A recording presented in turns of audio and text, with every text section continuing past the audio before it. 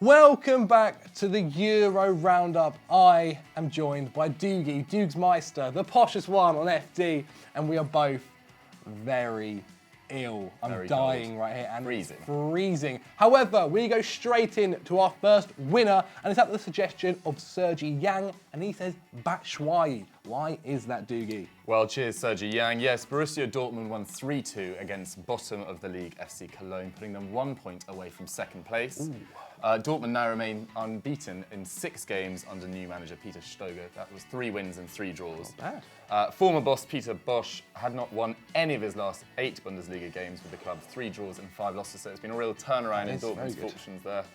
The match, though, was balanced. Dortmund had 51% possession, taking 17 shots to Cologne's 16, putting 7 on target versus 5. Shinji Kagawa was very unlucky not to score. He hit the woodwork in the first half and managed to have the most touches and make the most passes in the entire game. So a very good game for the young Asian. But it was 2 ex-Chelsea boys who stole the show. Yes, it was. Can tell that Zach wrote this bit. Andre Schürrle managed to bag his first goal of the season, having only featured in 11 games so far, so it hasn't been going so well for him, but he's got that goal today. He also managed to complete the most dribbles on the pitch with 5 and made 4 key passes. Not a bad But, day. Zach, I believe you want to talk about the Batman. the I main do. man.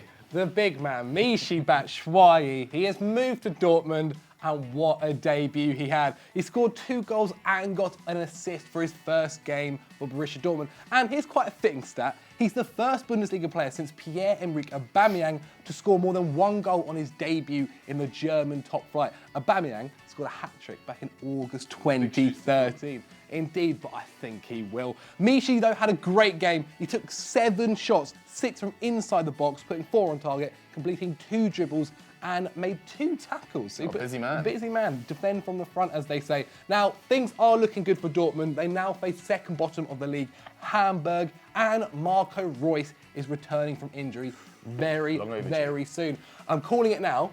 Michy Batshuayi to bag 5 within the first 2 games. Wow.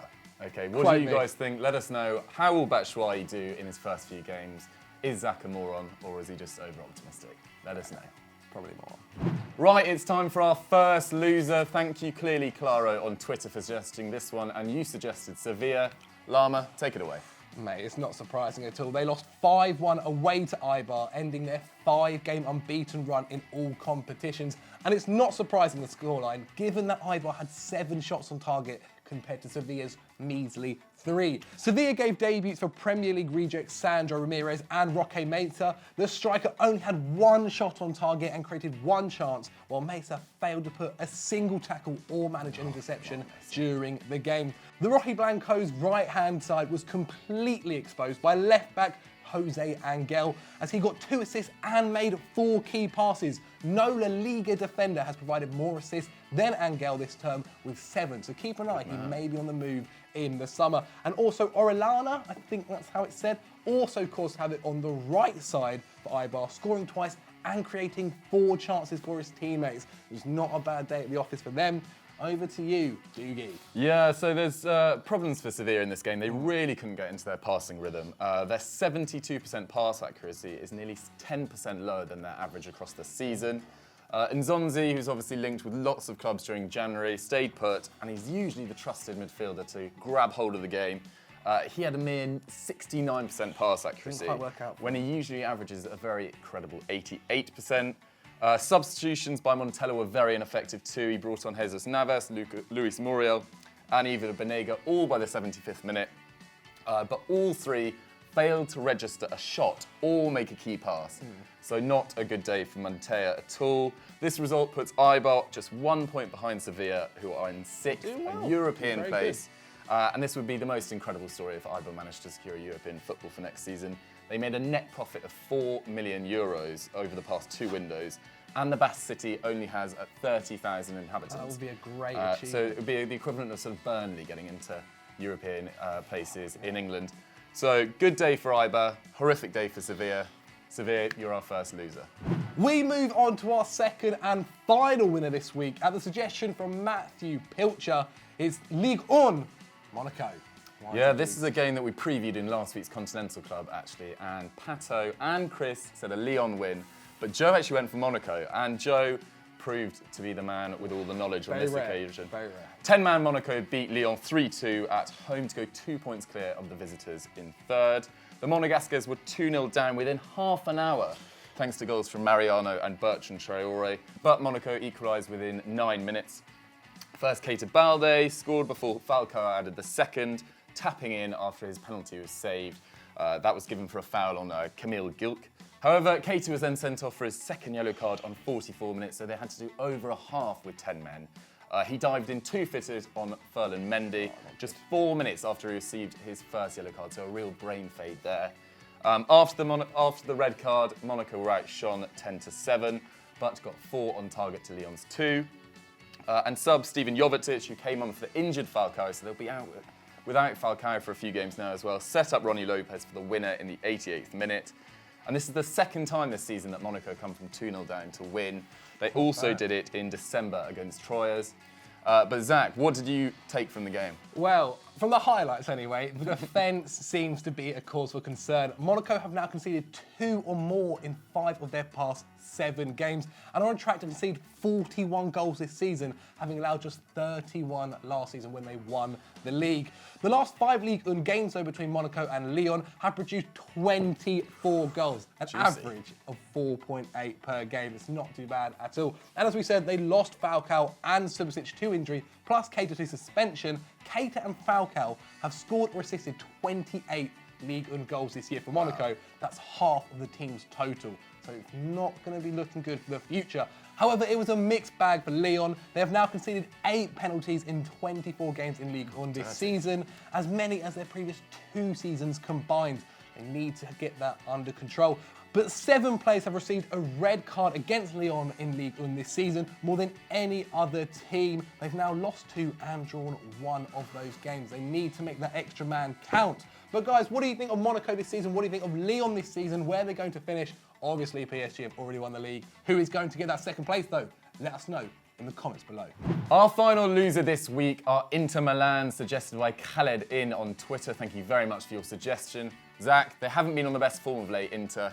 What was the story? It was not good. They drew 1-1 at home to Crotone to mark their 5th consecutive draw, this time to a team 25 points below them in the league. Inter Milan have now equalled their longest winless streak in Serie A, failing to claim 3 points in 8 games. Keep in mind, before Christmas, they were unbeaten and top of the league. Subsequently, they're now 15 points off the top spot. Though more alarmingly for Spalletti, both sides managed 11 shots and both sides only put 2 on target. It was not a very clinical game at all. Inter, though, were without Icardi, who has 18 goals in 22 games this season due to a muscular injury, and started up front with Eder instead, who's actually their biggest threat in this game. The little Italian scored 1 from 2 efforts and won 3 aerial duels and completed 3 tackles, but was starved of service. Perisic and Candreva didn't manage a single key pass between them, with Candreva's pass accuracy on par with Crotone's. Croton's what you put in soup, whatever it is, you know, their fullbacks, who spent 90 minutes clearing their lines. It was not a good day in the office for them. Doogie, tell me some more about the game and about some French. Yeah, so as Zach intonated there, it wasn't a thriller. Expected goals for this one stood at 0.6 to 0.7 in Crotone's favour, so again, good value for the draw. One to watch for Crotone was Mandarego. He's 20, he's a defensive midfielder. He made 6 tackles and interceptions, 3 aerial duels, 1 shot, and only conceded 1 foul, so he had a very clean game as well. Also, shout out to his opposite number, Rafinha, who came on in the 64th minute on loan from Barcelona, completed 2 dribbles, 28 passes, which was more than Perisic, who played the entire game. He nearly equalised and retained a 93% pass accuracy, despite a really frantic finish to this game. So it was a very, very strong performance from the debutant. It was their 5th draw of the season. This is Crotone. It leaves them 17th, 3 points above Spal in the relegation zone.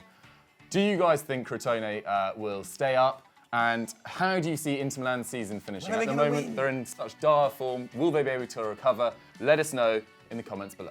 We move on to our highlight and our low right now. I'm going to be taking the H, Doogie will be taking the L. I've gone for Juventus after they beat Sassuolo 7-0 at the suggestion of @Captain Guga on Twitter. Thank you very much. As we said, they beat them 7-0 at home to stay second in the league in Serie A behind Napoli, with Gonzalo Higuain getting a hat-trick. Other goals came from Alexandro Kadira, got 2 of all people, and Pjanic netted 1 as well. Sassuolo were 4-0 down after just 38 minutes. That wasn't too bad. Only Benevento with 51 and Hellas Verona with 46 have conceded more than Sassuolo's 41 goals this season. Higuain has now scored 35 goals in all competitions for Juventus this season. No one has won more league games than Juve with 19 out of 23 and scored more goals with 59, or got a better goal difference with plus 44, but they are still second. How's that work? I don't know. It means they've drawn a lot.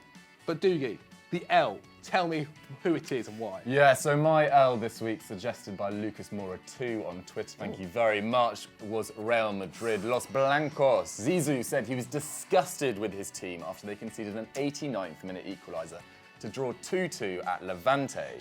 They got lucky though, as Barcelona could only muster a draw with Espanyol in the Derby Barcelona on Sunday, so that still means they're 18 points behind their rivals and only 2 points above 5th place Villarreal. Real have now only won 4 of their 9 games this year, with 3 draws and 2 losses as well. They're without a clean sheet in 6 La Liga games. The defence was at fault once again. Pezzini was left unmarked to head in at the back stick, which was actually on his debut goal. He's joined Levante on loan from Verona, I believe. So yeah, yet another disappointing day at the office for Real Madrid. Zidane, there must be the chop wavering over his head now. I'm going to be honest. I think he's got to the PSG game. Really? That could be it. Otherwise, I think that's it. Yeah. And then after that, in comes Pochettino. It's all good. It's all glory days. Love a bit of Poch. That'd be a great move. But such a disappointing season for Real Madrid. Probably their worst this century. It's not been good at all. And they are our low light of the week. So that was the Euro Roundup. What did you think of the results that we've covered? And have we missed any out? Let us know in the comments below. Now, Saturday was a very sad day. Stat Wars went out. It was John Bab's finale. We celebrated him on Friday. We went out in London. I didn't get teary-eyed. I got very close. It was an emotional time. But make sure you go check it out. Stat Wars. It was John Bab versus Kieran. It was a very, very emotive episode. It was. Like, people were actually crying in the comments. Like, that's what it means. God. Yeah, what a man. Will be sorely missed. But if you're looking for something slightly cheerier to bring you a smile on this Monday afternoon, go check out 90+1 Facts. It was about the man we just talked about, Zizou Zidane. Kieran's done another cracking job with his edit. And yeah, as always, people, don't forget to like and subscribe. Bab. Always enhance. Love you, Bab.